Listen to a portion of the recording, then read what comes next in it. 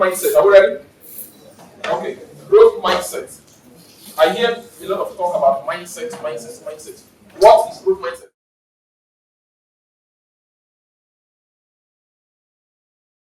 It's the belief that no matter what level you have attained, there is still more to learn.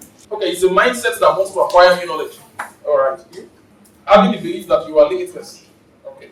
That there's always opportunity to grow. Okay. Ability to learn and unlearn. To learn and unlearn. You want to shed some light on that? Yes. Okay. Let's say you are used to something now. Let's say you are used to a skill now. So, and you have, let's say there is a better way of doing things that is different from the way you used to do it. So, you have to learn a new way. Okay, fine. Okay. If you're already doing something in a certain way and there is a new approach that's proven to be better than what you already know, you should be able to unlearn that previous approach and adopt the new one that is more effective. So that's a good one. Unlearn whatever is not working and learn something new. The contrast to growth mindset, which is fixed mindset. One, people of a particular mindset believe that whatever they've been born with, whatever talents or abilities or level of intelligence they've been born with, is just that way for life. There's nothing they can do about those traits that they have. Be it talent or intelligence or ability, you can't improve on them. But somebody with a growth mindset believes can use whatever he has been endowed with naturally as a starting point and learn more. Can you see the difference now? And so the concept of mindsets, basically, research has shown that it explains the behaviors as well as the results that we observe in people all around us. In any sector, it can be in business, it can be in education, it can be in sports, wherever, it can even be in software development that you're aspiring to enter. Some people believe that they can always be better than how they were before. Some just believe this is the way I am, and they remain like that. So let's contrast the fixed mindset and growth mindset.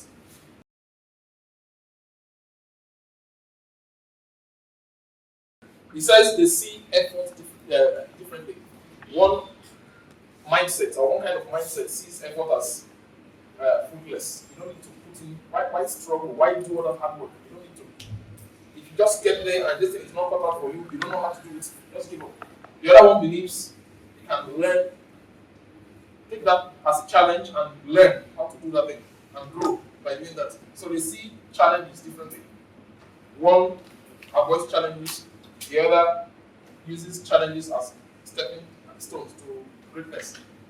You want to say something? Yes. Okay. Person with a fixed mindset, I find it very difficult just to, in some situations, there are some situations that will make you to go beyond conventional wisdom and break rules.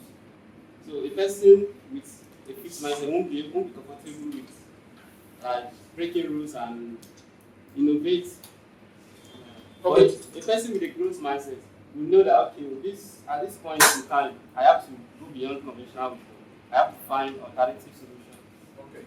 So if there's a need to find alternative solution, he goes ahead to do that. Yes. He explores, searches around his surroundings, tries to leverage people around him in order to, build on what he already knows or to improve his knowledge. Okay, so basically, I think all the points you've raised have captured the major differences. So for the growth mindset folks, they believe that their abilities can be developed through dedication and hard work. We've said that before. They see their brains and talents as just a starting point. We've also said that. They are characterized by the passion to learn and the resilience that is essential for great accomplishment. Challenges will come, but I have to be resilient, I have to bounce back. Okay? So virtually all great people have this mindset. All the great people in the world, those who have achieved greatness that we aspire to be like, was this kind of mindset that led them to where they are today. Let's compare these two kinds of mindsets on the basis of a number of factors now. Like this is growth mindset, and this is fixed mindset. What do they do when they how do they regard effort, for example? Challenges. obstacles. There's criticism.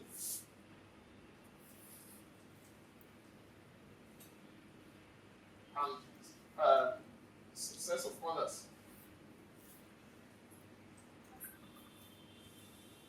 Yeah. For each of these 5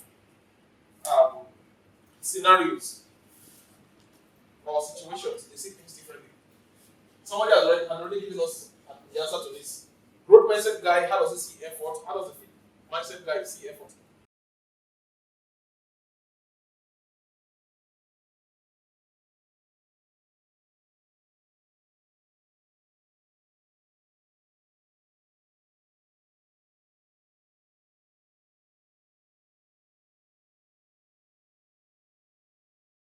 This one sees effort as useless, as fruitless. The other one sees effort as his path to mastery. Hard work pays. If I work hard, if I give it my all, I can achieve it. What about challenges? Now, I put these 2 together, or one after the other, for a certain reason. There are challenges, there are obstacles. In some situations, they may seem like synonyms. But in the real world, they are not exactly the same. Challenges, obstacles. What's the major difference between them? Anybody? He says challenges are there to test your what? What did you say again? Yeah, to test your progress. Okay, they're like checkpoints that you have to deal with at certain times as you make your progress or make that journey towards where you want to be. You get to certain, for example, examinations. There is a reason you were confronted with your WAEC at a certain time in your life. At another time, you met with JAM, right? Yes. Even in the university, there are exams and so on. Sometimes you are presented with a very difficult course or a very difficult test that you don't think you are able to handle. But that test is not meant to kill you, it's meant to bring out the best in you. Okay? So that's a challenge. Then an obstacle, on the other hand, he said something very instructive. It's something you must deal with. You must get out of the way before you can move forward. What's an example? What's a practical example of an obstacle? If you don't deal with this thing, it's simply blocking you. You're not heading anywhere. Conquering your fears. Conquering your fears. Which one is it? I think there are diversities. I mean, yes. Being a programmer without. So you want to be a programmer, but there is no laptop. That's what. Now, some boot campers during the home sessions, we hear them complain, man, there is no power supply, and the internet connection I have is poor. I may not be able to meet up with the 5 o'clock submission deadline. Please, boot camp facilitator, what can I do? Can I come to Andela's premises to use the resources here to get my work done? Now, is there anything you can do about the power supply not being 24 hours available? Is it your fault? But it's there to block you. The power outage, the lack of electricity is something that can stop you if you don't do something about it. You now go out of your way, look for a nearby business center. Please, can I plug my laptop here for some minutes and do some work? If they are kind enough, they allow you. But if not, you may simply just say, Andela, please, can I use your premises? So it's an obstacle, it's a blocker, but there's something you can do about it. If you are persistent, you'll find a way around it. I don't know if you understand what I'm saying. Okay. So a blocker or an obstacle is something that really is there to stop you, is there to, if you don't deal with it, if you don't get it out of the way, you can't move forward. So for a fixed mindset guy, whenever he encounters an obstacle, he gives up easily. I wanted to do my home sessions, there's no power, there's no internet, should I kill myself? That's what. And he just resigns like that. He can't try to find any alternative means, he just give up. But the growth mindset guy will persevere. Even if there's no power in my area, I can still go somewhere else with my laptop and look for where to plug in. Worst case scenario, I will plead with Andela, please let me use your premises. That's the guy who is hungry. You agree? yes. Okay. How about criticism? They see things differently as well. How does the fixed mindset guy handle criticism? For the fixed mindset, you react to criticism negatively. Okay. But for growth, react to criticism, response to criticism positively. Okay. How do you respond negatively? How do you respond positively? Yeah, I want practical examples. Okay, try to make sense of that criticism. Bring out whatever value it can offer. Just check for the value in it. Yes, they gave me negative feedback or they criticized my work. Is there something I could have done better? Is there something they are trying to highlight that I didn't do well? That's where reflection comes in. We're going to deal with that in the next session, which is seeking feedback. So you take the criticism, however annoying or unpleasant it is, try to find what you can, find the benefit in it, learn from it. But the fixed mindset guy will just ignore. He's discouraged because he likes to be praised every time. And if you say anything negative, he walks away. What about success of others? Success of others. They see things differently as well. Okay? Growth mindset that sees success of others as a propelling force towards him achieving that same or better than that. Okay. By a fixed mindset that sees success of others as when I say envy or He envies. yes, envies him and he doesn't do anything about it. Thanks. Makes sense. One person says, wow, so that guy actually won that prize, or he actually got selected into Andela, the Andela fellowship. Wow, something I've been aspiring to achieve, and he was able to do it. There must be something he did that I did not do. There must be some areas in which he excelled, and I maybe didn't pay much attention to those areas. I will rejoice with him, I will celebrate with him, but I will try and find out what he did better and use his own his success as something that can propel me. Do you agree? But many of us don't do that. I'm better than that guy now. How can that guy enter? I'm better than that guy. Some there's foul play somewhere. Some will feel threatened. Some will feel threatened by the success of others. Even as we are seated here, we said before that if you find some resources that are useful, that are helpful to share in the channel, right? Some will withhold those resources. Why? Nobody else must know it, so that they will not enter the fellowship and I'll be left out. If you are like that, let me see your hand up. Okay, they won't talk. We'll find out as we go on. This is just day one. Integrity. Okay.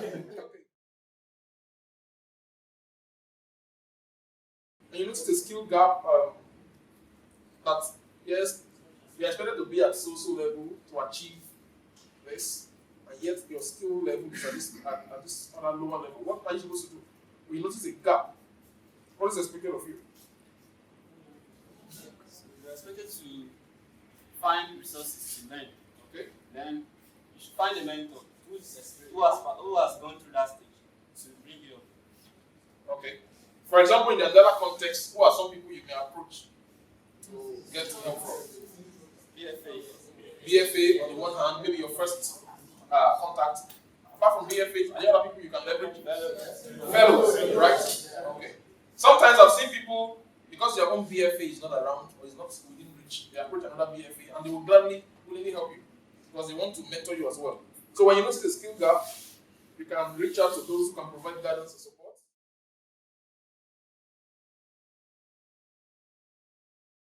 He says take it as an opportunity to research and learn about that thing. Do you agree? Yes. Okay. So during the course of bootcamp, you'll be confronted with some new. I don't know if you have done TDD before, test-driven development. Some of you have done it before. You put your hands down. What about version control? Have you used Git and so on? Okay. You'll be faced with some concepts or tools that maybe you may not be familiar with.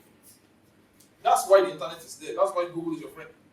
Research as much as possible. Take that as an opportunity to learn. Even if you don't make it through to week 2, by the end of week 1, you're not the same person you are today. You would have grown. So take it as an invitation to learn and to grow. Now, another thing we should note here about developing ourselves: always break down the requirements of a challenging task, then make an effort to find resources to help you grow. If a task is challenging and it looks very big, break it down into small requirements. And I always tell people, don't attempt to eat the elephant as a whole. Break the elephant into small bits. If it's the leg you want to start with, start there. Just divide and conquer, you said. Nice one. There is a slogan for almost everything now. Okay, never be ashamed to seek help from others. Leverage the people and resources around you to help you grow. I said that before. Never be ashamed. It's asking questions or seeking help from people. Is it a sign of stupidity? No. What does it mean? What does it say about you when you open up and say, I'm weak in this area, or I don't have the skill level required and I want to grow, and you reach out and ask questions? What does it say about you? It shows what? Okay, what does it show? It shows what? Curiosity, passion to learn, okay? It shows integrity as well. You are telling the truth that you don't know, but you want to know.